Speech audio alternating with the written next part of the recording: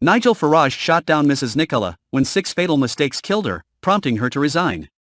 Nicola Sturgeon's SNP-led government is responsible for a series of failures during her time in power. It was announced tonight just a day after her resignation. Nigel Farage listed the 6 biggest mistakes Nicola Sturgeon made in Scotland. ConservativeHome Deputy Editor-in-Chief Henry Hill joined the GB News presenter to discuss the First Minister's legacy after she announced her plans to step down in a move that sent shockwaves throughout Holyrood and Westminster.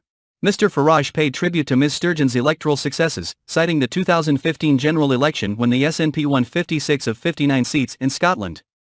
He told viewers, throughout, even up until last year's final Scottish Parliament election, SNP still received 48% of the popular vote, constituency. So in terms of fighting and winning the election, Nicola Sturgeon is, without a doubt, a spectacular success. The former Brexit Party leader then asked what she had left in Scotland in terms of her legacy. In response, Mr Hill said it was difficult to list all of Ms Sturgeon's failures in a reasonable amount of time, but pointed to narrowing the achievement gap between rich and poorer students. Ferry service is not working as well as school and NHS performance.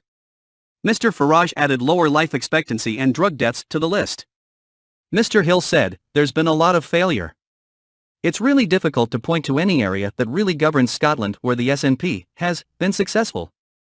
ConservativeHome's Deputy Editor-in-Chief added that the most damaging aspect is that Ms Sturgeon has built a reputation as a great progressive leader. Cy. Mr Hill said, "But in reality, it is the people who are the least fortunate in Scotland, the people of this country, who suffer the most."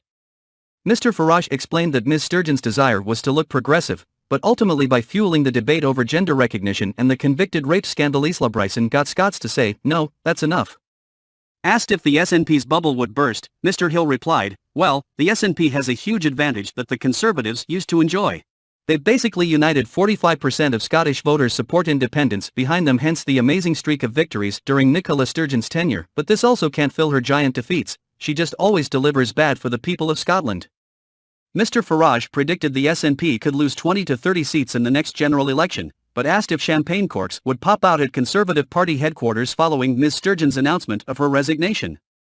Mrs Nicola was so humiliated by Mr Farage and Hill's attack that she had to humbly withdraw from her position of head.